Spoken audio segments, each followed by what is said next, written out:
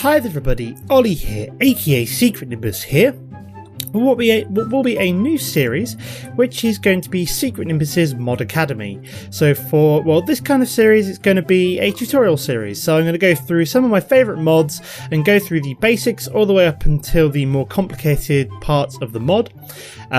Take you through it, show you how it all works, kind of go through a step-by-step guide of how to do certain things, and then hopefully you guys will learn a bit more about the mods that you might not have delved too deep into, or maybe just learning new things about the mods that you've maybe used before but missed something. So for the first Mod Academy, it's going to be bees. So I'm a huge fan of bees. I always try and do a little bit of bees on my actual Let's Play series. But I thought I'd just go into kind of a more step-by-step guide of how to get started with bees and go through it from there. So what I'll be touching upon is kind of like the basics of bees, how you get started with them. Also looking at the genetics mod. I'm hoping genetics is in this mod pack. I'm using the FTB Infinity mod pack. Yep, it's in here. So genetics is in here.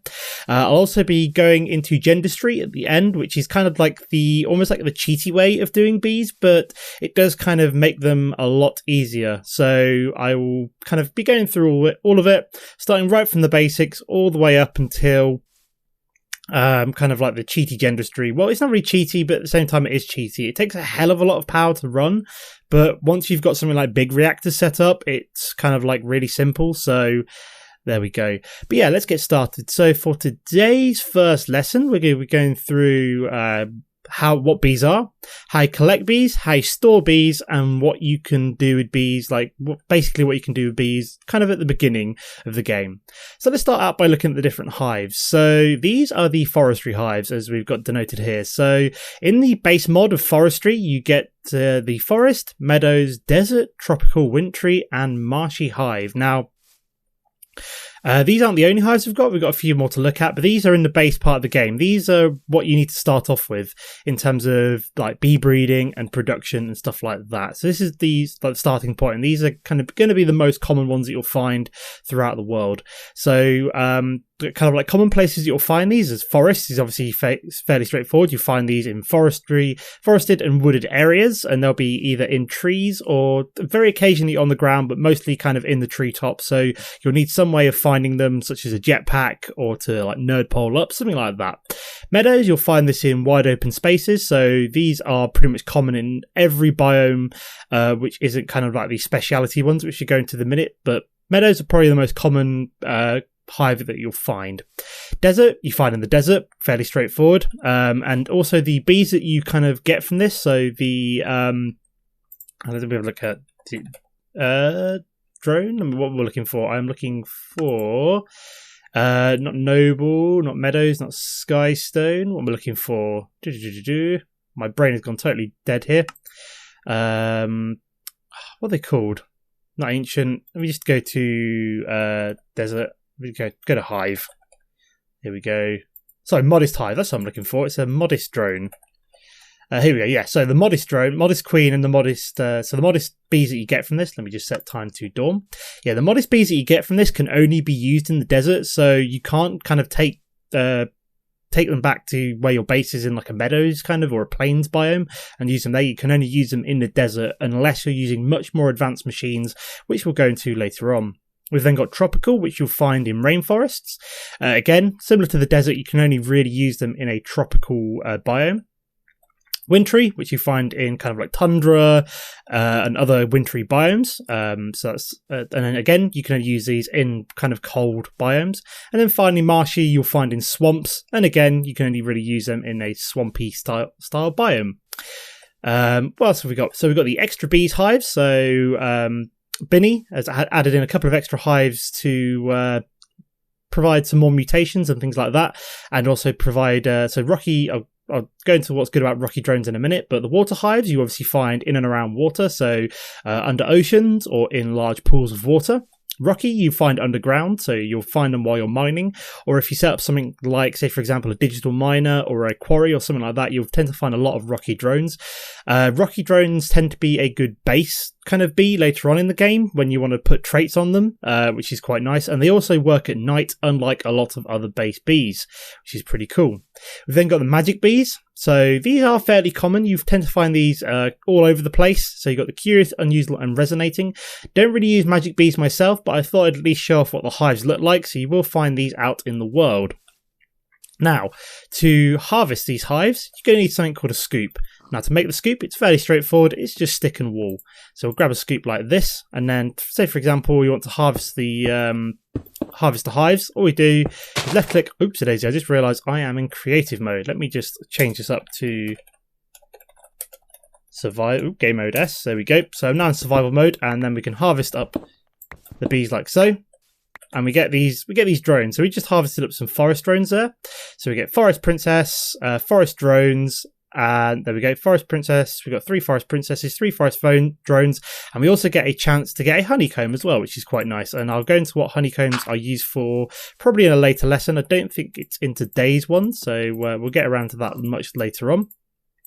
But there we go. Let me just put some stuff away. Let me go back to game mode. See, just there we go. So that's how you harvest things. So you get the scoop, you go around. It does have a finite usability on it, so you will have to craft probably quite a few to go around and mine up a lot of them. But yeah, so that's the scoop. That's what you need to harvest the bees. If you've got industrial craft installed, I often find that the mining laser is quite good at mining up these hives as well, but that's obviously quite advanced, and the basic thing is just to use a scoop.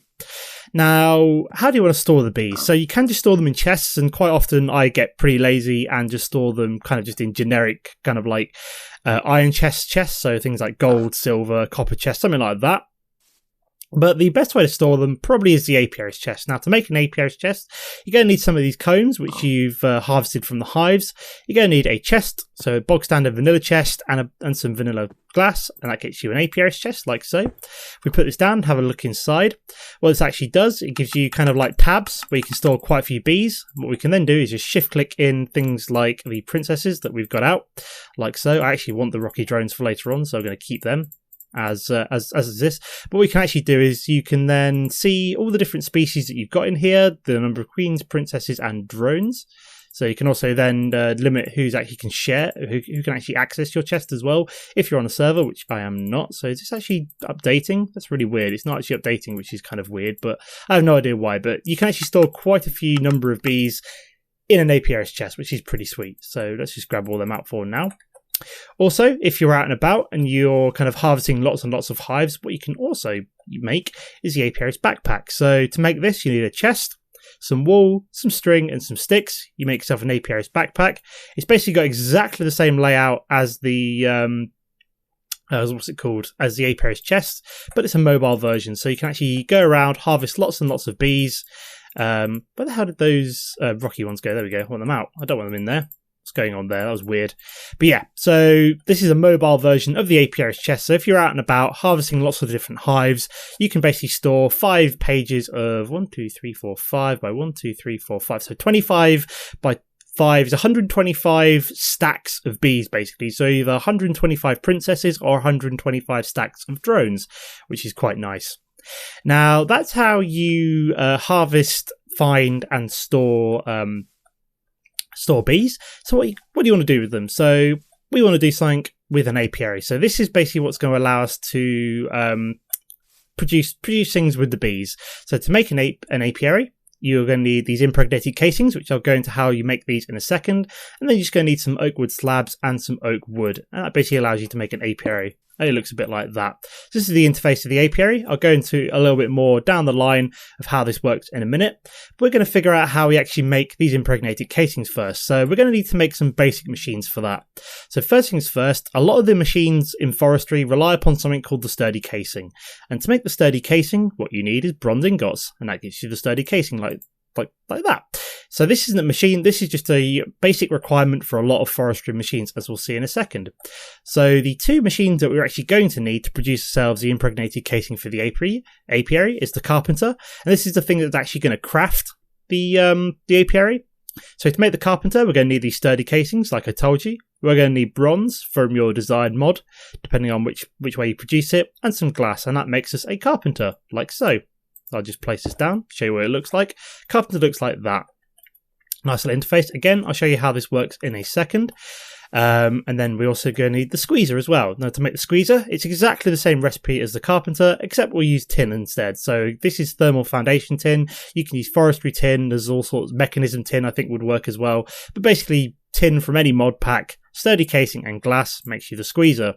Let's drop the squeezer down here. That's what the squeezer looks like. And this is its interface. Again, I'll explain how this works in a moment, which is here. So this is how I make the impregnated casing. So first things first, we've got the squeezer. I've got this hooked up to creative energy cells just so that I don't run out of power. And this is what the interface for the squeezer looks like.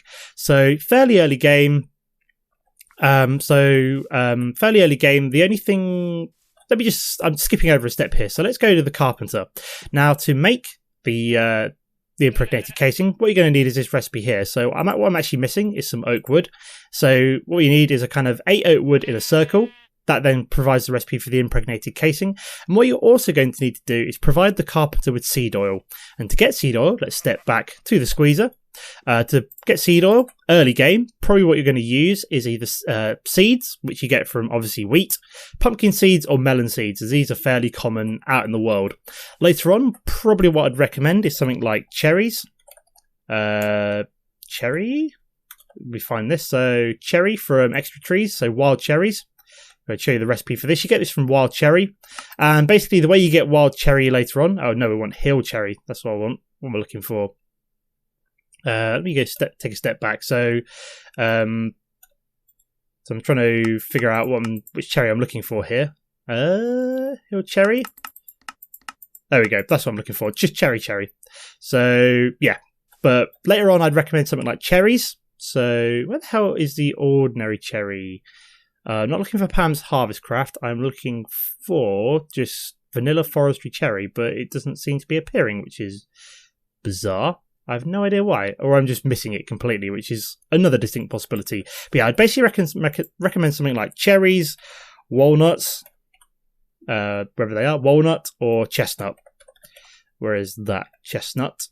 There we go. So, oops-a-daisy. Did not mean to give myself a chestnut there. That's very weird. But basically, these pumpkin and melon seeds, if we have a look at seed oil, oops-a-daisy.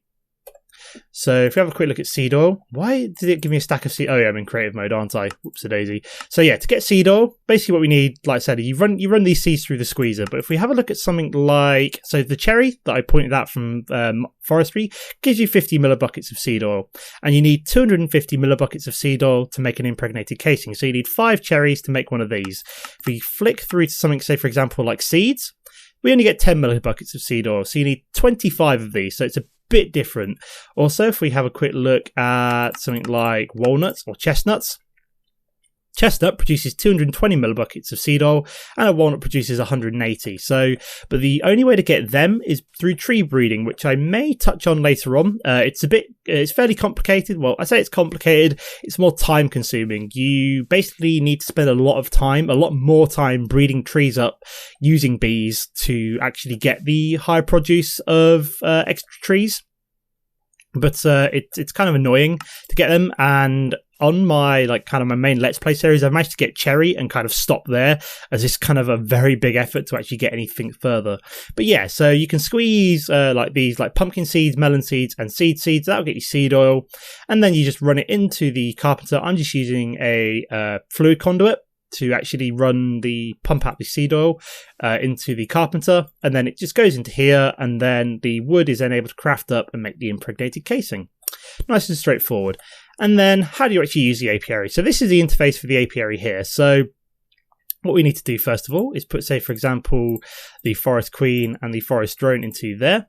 They'll kind of combine, and then they'll be consumed and make this forest queen. So what we've actually missing here now is we've got no flowers down. So what we need to do is place some flowers in the world. So for meadows and forest queens, what we need to do is actually put down some vanilla, some kind of flower. So as you can see now, you can see the bees coming out of the apiary. So what we've done is actually we've satisfied all the requirements to have our queen produce something. Now, what happens here, what we then also got, so you put the queen, the princess and the drone breeds up into a queen. What we've got here, these are slots for frames. I'll probably go into frames maybe, I think, in the next episode, in the next lesson.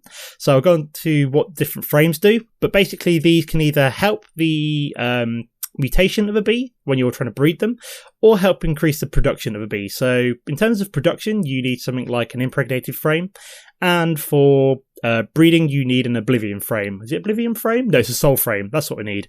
And then basically over this side you'll get the produce. So when the queen finally dies, so this green bar is the queen's lifetime. When this gets to 0, queen dies, produces a princess and a number of drones, which will all get thrown into these slots here.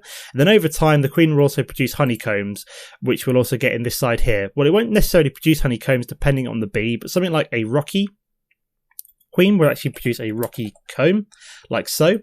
And also, if we want to produce a rocky queen, like this, so if we breed this up, Rocky Queen. I did not want Rocky Queen, I wanted Rocky Princess. So let me go to Rocky Princess. There we go.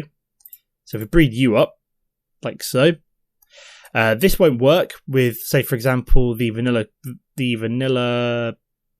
flower. It should not be working. It should have to use cobblestone, unless it's because I'm only like maybe because I'm only like a few steps away from bedrock. It might be working. I have no idea. But basically, to make something like a rocky queen work, you need to put cobblestone down.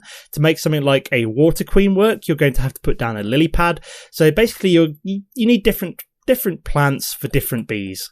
Okay, so that is the very basics of bees. So we've gone through the hives, how to harvest them, how to store them, how to produce the apiary to actually start producing things from the bees. And yeah, so that is the end of lesson 1. In lesson 2, what we're going into is a bit of bee breeding, the different frames, and I don't know yet. I'll see what else I have time for, but that is basically the gist of what lesson 2 is going to be about. So this is the end of lesson 1 for now. As always, guys, don't forget to comment and like if you enjoyed the video. If you're new to the channel, it's always nice to see you hit subscribe. But apart from that, thanks for watching, and I'll see you next time. Goodbye.